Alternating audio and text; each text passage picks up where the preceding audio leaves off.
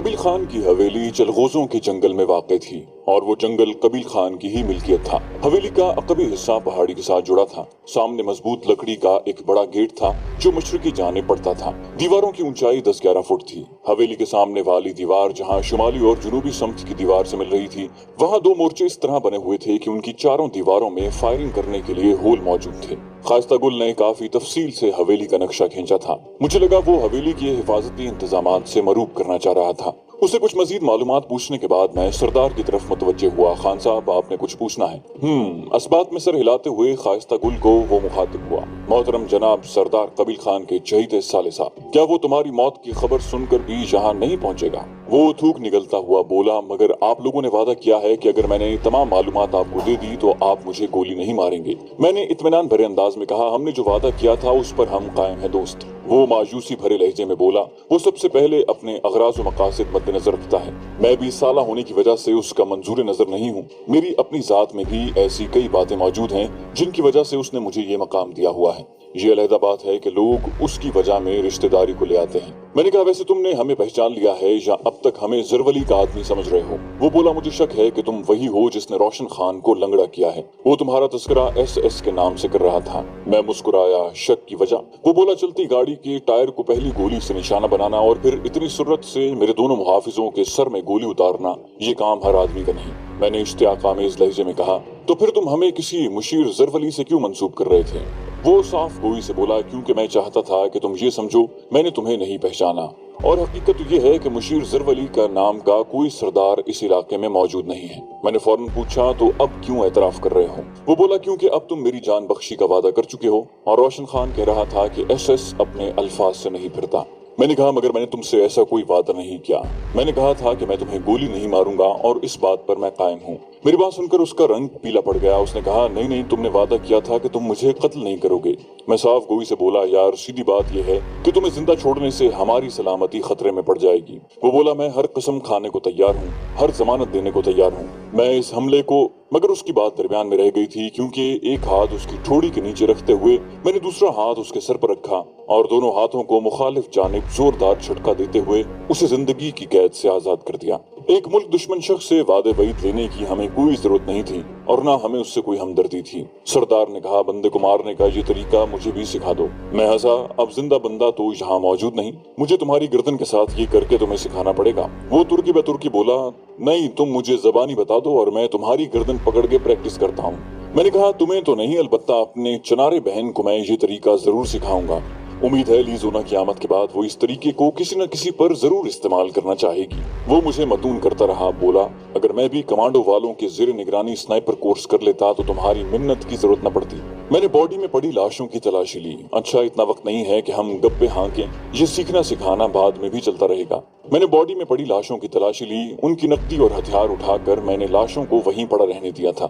उसके बाद खास्ता गुल की भी तलाशी लेकर उसे डबल कैबिन की बॉडी में फेंक दिया। गाड़ी की तलाशी लेने पर मुझे डैशबोर्ड से बरेटा पिस्टल हाथ लगा। पिस्तौल सरदार की जानिब बढ़ाकर मैंने कहा, थोड़ी खुश्क लकड़ियां इकट्ठी करना पड़ेंगी। सरदार ने पिस्टल नेफे में उड़स कर कहा, खुश्क लकड़ियों की कौन सी कमी है? और वो वहां बिखरी लकड़ी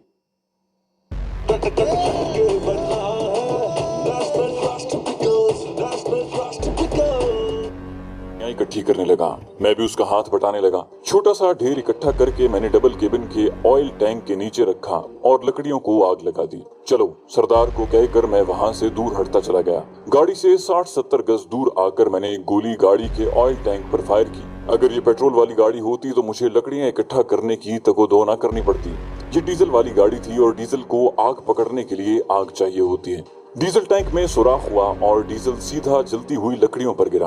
आग के शोलों ने बुलंद होकर टैंकी को अपनी लपेट में ले लिया था। मुतमईन अंदाज में सर हिलाते हम वहां से दूर हटते गए। हम चंद कदम ही चल पाए होंगे कि एक कान फाड़ने वाला धमाका हुआ जो ऑयल टैंक के फटने का था। नाले तक जाते हुए वक्फे वक्फे से टायर फटने के धमाके भी सुनाई देते रहे। हमने तेज रफ्तारी से चलते हुए नाला अबूर किया और फिर मगरिब ही की समत बढ़ते रहे। शाम का मलगजा अंधेरा फैल रहा था। नाले से ऊपर चढ़ाई काफी सख्त थी, लेकिन इतनी ज्यादा नहीं थी। वो चढ़ाई चढ़कर हम सड़क पर पहुंचे। उसके बाद भी चढ़ाई थी, लेकिन इतनी ज्यादा नहीं थी। थोड़ा आगे बढ़ने के बाद हम दाएं हाथ मौजूद नाले में उतर गए। वो नाला मगरबी पहाड़ियों की तरफ से आ रहा था, लेकिन आगे जाकर ये शुमाल की समत मुड़कर अलाम खेल की तरफ जा निकलता और वहां से उस नाले में शामिल हो जाता जिस नाले को हम उबूर करके आ रहे थे। लेकिन उस वक्त हमारा रुख मगरबी पहाड़ी की तरफ था। नाले में चढ़ाई निस्बतन आसान थी। पहाड़ी की जड़ में जाकर ये नाले एकदम ऊपर को उठ जाते, वरना नीचे उनकी चढ़ाई करीबन गैर महसूस ही होती है। हम उस वक्त तक उसी नाले में चलते रहे जब तक कि चढ़ाई दुश्वार गुजार न हो गई। उसके बाद हम दाएं तरफ की हल्की ढलान सर करने लगे और फिर पहाड़ी के मुतवाजी होकर शुमाल की जानिब बढ़ते गए।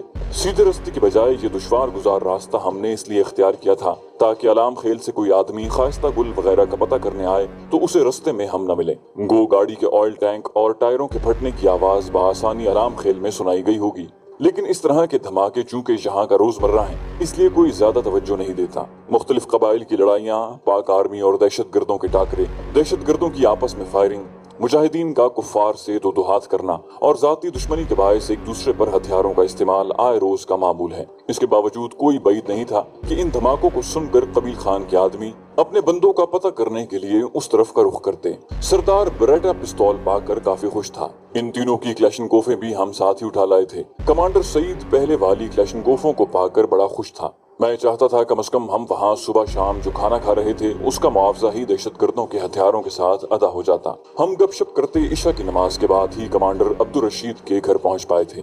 दोनों कमांडर अब्दुल हक के कमरे में बैठे किसी खास बातचीत में मसरूफ थे। कमरे का दरवाजा चूंकि खुला था इसलिए हम खटखटाने की जहमत से बच गए थे। हमें देखते ही अब्दुल हक खुशी से मुस्कुराया। आओ दोस्तों, आज तो सारा दिन ही गायब रहे। हम तीनों क्लैशनकोफें चटाई पर रखते हुए उनसे मुसाफा करने लगे। हाँ भैया, थोड़ा काम था। अब्दुल हक ने कहा, शाम की नमाज से जरा पहले धमाके की आवाज सुनी थी। मैंने जवाबन कहा, हाँ हमने भी सुनी थी। मेरा ख्याल है किसी ने खाइस्ता गुल और उसके दो मुहाफिजों को कत्ल कर दिया है, उनकी गाड़ी को आग लगा दी है। यकीनन आपने उस गाड़ी के पेट्रोल टैंक के फटने का धमाका सुना होगा। अब्दुल हक ने हमें मुखलिसाना मशवरे से नवाजते हुए कहा, दोस्त कुछ ज्यादा ही तेज रफ्तारी का मुजाहरा कर रहे हो। एहतियात बहरहाल बहुत अच्छी होती है और जहाँ तक मेरे नाक़िस इल्म और तजुर्बे की बात है तो कबील खान निहायत चालाक, मक्कार और खतरनाक शख्स है और ये गालिबन तीसरा चौथा नुकसान है जो उसे मुसलसल तुम लोगों की तरफ से पहुंच रहा है। मैंने इत्मीनान भरे लहजे में कहा, आपके मुखलिसाना मशवरों की जरूरत हमें हमेशा रहेगी अब्दुल हक भाई। बाकी फिलहाल तो हमने अपने पीछे कोई सुराग नहीं छोड़ा। हमारे पास उनकी ये क्लैशनकोफें हैं जो हम आपकी खिदमत में पेश कर रहे हैं। यकीनन आपको इन क्लैशनकोफों की हैयत तब्दील करने में कोई दिक्कत नहीं होगी। खामोश बैठा कमांडर अब्दुल रशीद खुशदिली से बोला, शुक्रिया जवान। इसमें कोई शक नहीं था कि ये हथियार हमारे लिए एक बेहतरीन तोहफा है। ये कहकर वो तीनों क्लैशनकोफों का जायजा लेने लगा।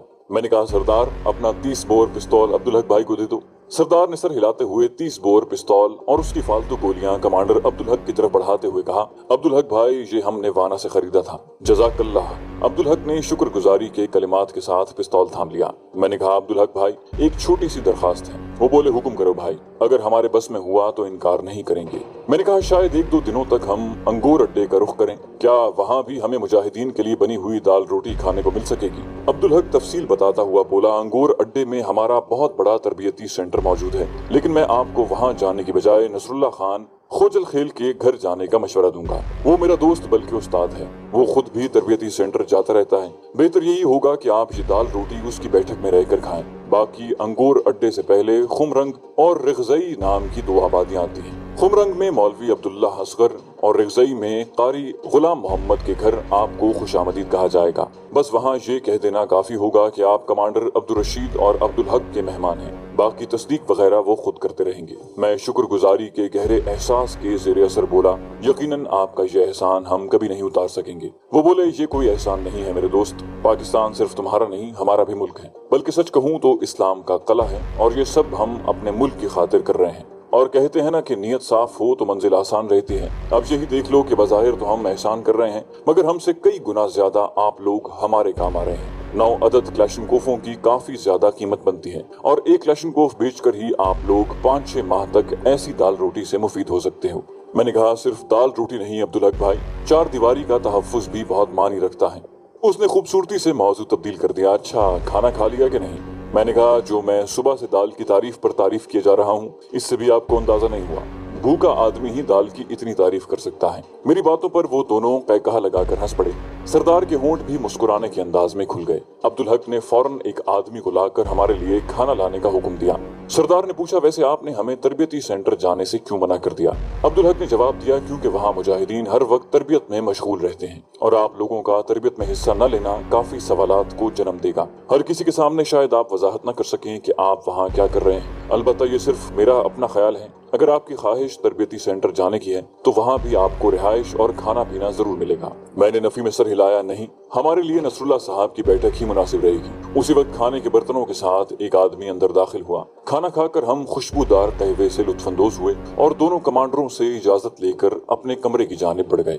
उन तीनों की लाशें उसी रात दरियाफ्त कर ली गई थीं। तीनों का आबाई इलाका भी अलाम खेल ही था। जोहर की नमाज के बाद उनका जनाजा था। हमने बड़े एहतमाम से उनके जनाजे में शिरकत की, लेकिन कबील खान का दीदार न हो सका। खाइस्ता गुल के बकौल वो एक खुदगर्ज और मतलब परस्त शख्स ही निकला था। अपने साले के जनाजे में शिरकत न करके उसने खाइस्ता गुल की इस बात पर मोहर तस्दीक सब्त कर दी थी, वरना अंगूर अड्डे से वहां तक गाड़ी में कितना कुछ वक्त लगना था। और फिर उसी रोज मुजाहिदीन की एक गाड़ी अंगूर अड्डे जा रही थी। हम अब्दुल हक से इजाजत लेकर उसी गाड़ी में अंगूर अड्डे रवाना हो गए। पहले हमने सोचा था शायद कबील खान अपने साले की मौत पर वहां आ जाए, लेकिन उसे कोई ज्यादा ही खूबसूरत मसरूफियत मिल गई होगी कि उसने अलाम खेल आने की जहमत नहीं की थी। शाम की अजान के वक्त मुजाहिदीन हमें नसरुल्लाह खान खोजल खेल के घर के सामने उतार कर आगे अपने रास्ते चल दिए। जाने से पहले वो नसरुल्लाह खोजल खेल से हमारा तारुफ करवाना नहीं भूले थे। वो सफेद रीश मुजाहिद उम्र की उस मंजिल में था जहां इंसान के कुवा आराम के तलबगार होते हैं, लेकिन वो अपनी आखिरत संवारने में लगा हुआ था। उसने हमें खुशदिली से खुशामदीद कहा और अपने घर से मुल्हिक एक खूबसूरत से बैठक में हमें लेकर बिठा दिया। हमारी जरूरियात वगैरह का पूछने के बाद वो शाम की नमाज के लिए चला गया। हमने बैठक ही में नमाज पढ़ ली थी। रात का खाना इशा की नमाज के बाद ही खा सके थे। खाना काफी पुरतकल्लुफ बना था। खाने के बाद उसने चंद मिनट हमसे गपशप की और फिर हमें आराम की ताकीद करता हुआ चला गया। सुबह नाश्ते के बाद हम बैठक से निकल आए, लेकिन कबील खान के मखसूस अड्डे का रुख न किया, क्योंकि हम बाजार खुलने के मुंतजिर थे और हमें ज्यादा इंतजार न करना पड़ा। असलहे की दुकानें खुलते ही हम ड्रैगन ऑफ राइफल के साइलेंसर का पूछने के लिए एक दुकान में घुस गए। दुकानदार के नफी में सर हिलाने पर हम अगली दुकान की तरफ बढ़ गए। असलहे की तीसरी दुकान में हमें मतलूबा चीजें मिल गईं। उसकी खरीदारी में खाइस्ता गुल की जेब से मिलने वाली नकदी काम आई थी। हमारे पास जो बड़ी रकम मौजूद थी वो हम डी ब्लॉक पर छोड़ आए थे, क्योंकि इतनी ज्यादा रकम को साथ फिराना मुनासिब नहीं था। साइलेंसर खरीद कर हम जुनूब मशरिक की समत रवाना हो गए।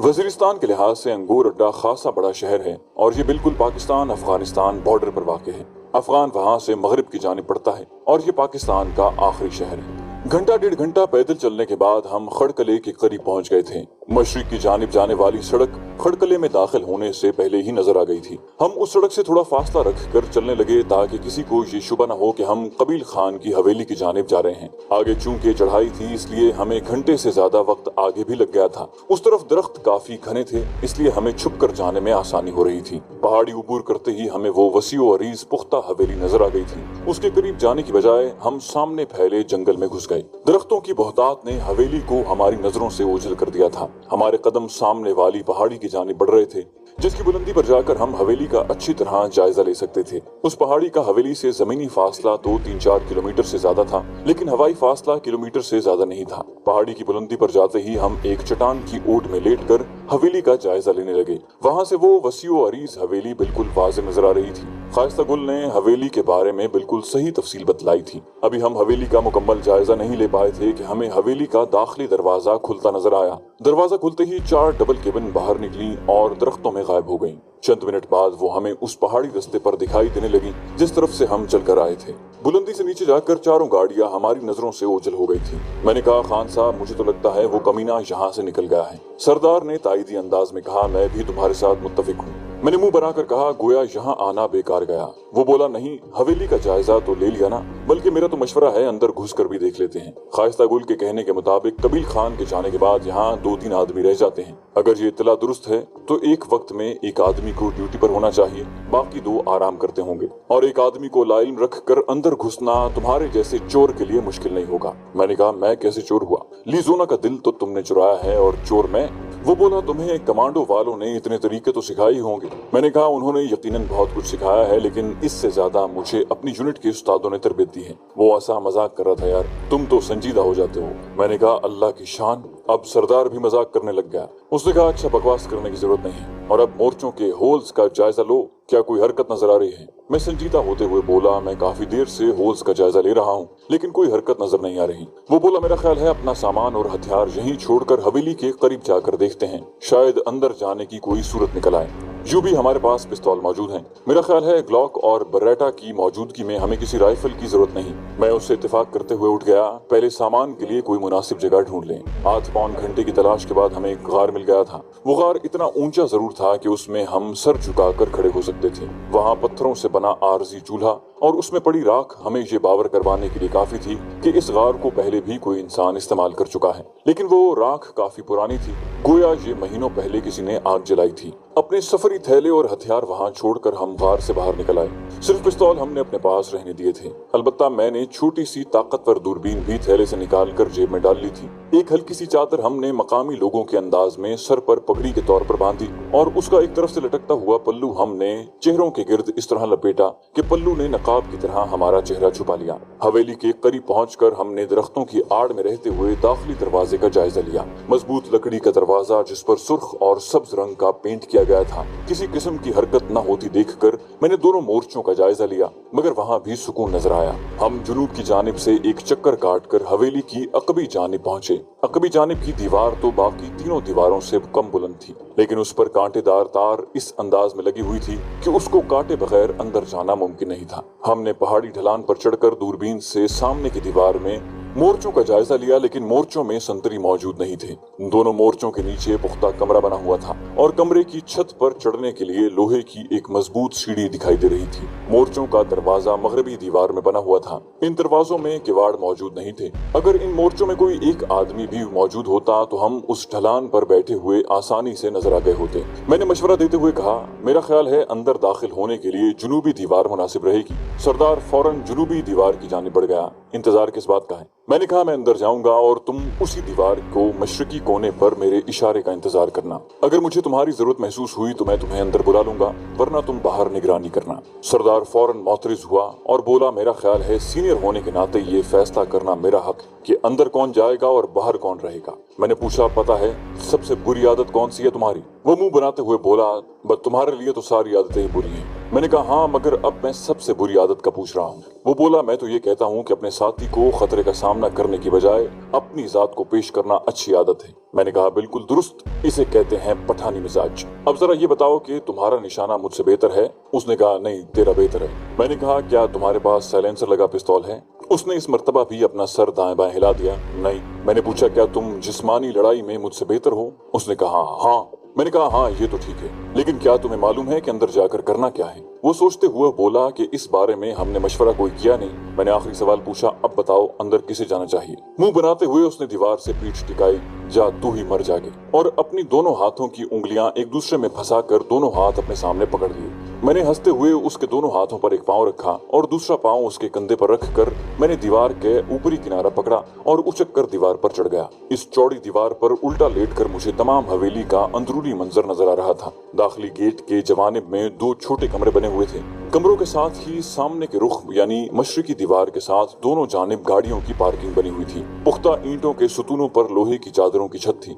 उस वक्त भी जुनूबी तरफ की पार्किंग में सफेद रंग की एक सिंगल केबिन टोयोटा खड़ी थी और उसके साथ ही एक बड़ा टैंकर खड़ा था जिसमें यकीनन हवेली की जरूरियात का पानी लाया जाता होगा। सामने की दीवार के दोनों कोनों में भी एक कमरा बना हुआ था जिसकी छत पर दोनों मोर्चे बने हुए थे। शुमाली दीवार में मोर्चे वाले कमरे के साथ दो गुस्लखाने और दो बैतुल खला बने नजर आ रहे थे। यकीनन ये मुलाजिमों के लिए बनाए गए थे। जबकि जुनूबी दीवार में एक बावर्ची खाना बना हुआ था। उसके साथ हवेली का वसी सहन था जिसमें किसी भी किस्म के शुगल मेले के लिए काफी गुंजाइश मौजूद थी। खाइस्ता गुल के बकौल वो जो नाच गाने वगैरह की महफिल सजाते थे उसके लिए ये सहन बहुत मुनासिब था।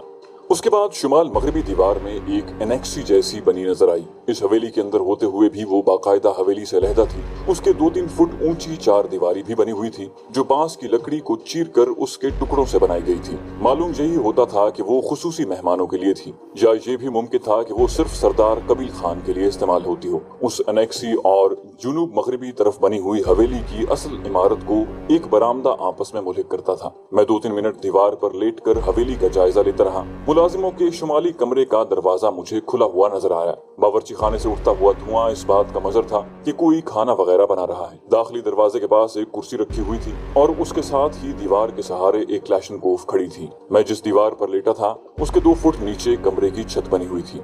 मैं आहिस्ता से कमरे की छत पर उतर गया। गो इस कमरे में किसी की मौजूदगी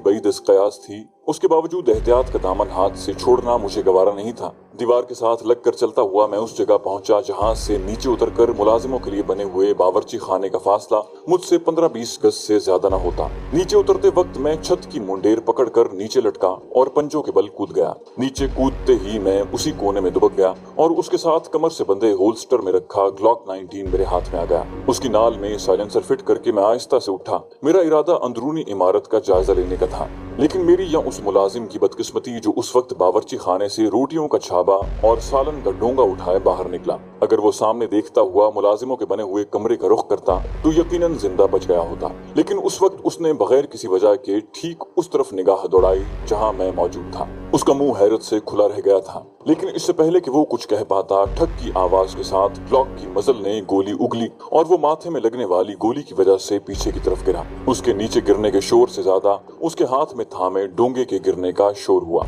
हालांकि हुमायूं ना बिया दे सा गुला को, ओए हुमायूं फिर क्या गंद कर दिया है। यकीनन डोंगे के गिरने की आवाज उस कमरे तक पहुंच गई थी। आन जहानी हुमायूं ने वाकई गंद किया था कि अपने साथ अपने साथियों की मौत का भी सबब बन गया था। अब अगर मैं उन्हें जिंदा छोड़ता तो खुद मेरी सलामती खतरे में पड़ जाती। मैं तेज रफ्तारी से उस कमरे की तरफ बढ़ा जहां से आवाज आई थी। मरने वाले की तरफ से कोई जवाब न पाकर उन्होंने कमरे के बाहर झांकने की जरूरत महसूस नहीं की थी। दरवाजे पर रुके बगैर मैं अंदर दाखिल हुआ। एक आदमी कानों में ईयरफोन लगाए मोबाइल फोन पर गाना बजाना या उसी किस्म की कोई चीज सुन रहा था, जबकि दूसरा क्लैशनकोफ की बैरल में रॉड मारकर सफाई कर रहा था। पहली गोली मैंने उसी की खोपड़ी में उतार दी, जबकि मोबाइल फोन के साथ मशगूल आदमी की तो आंखें बंद थी, इसलिए उसे गोली लगने के बाद भी मालूम ना हो सका कि उसके साथ क्या हुआ होगा। ये मोबाइल फोन भी अजीब इजाद है कि जहां कॉल के लिए सिग्नल मौजूद ना हो वहां भी लोग इसे इस्तेमाल किए बिना नहीं रह सकते। एक छोटी सी मशीन जिसमें दर्जनों सिस्टम मौजूद हैं। वजीरिस्तान में जहां मोबाइल फोन की सर्विस नहीं मिलती वहां भी मैंने ज्यादातर नौजवानों के हाथ में मोबाइल फोन देखे हैं। खाइस्ता गुल के कहने के मुताबिक कबील खान की गैर मौजूदगी में वहाँ 2 से 3 मुहाफिज मौजूद थे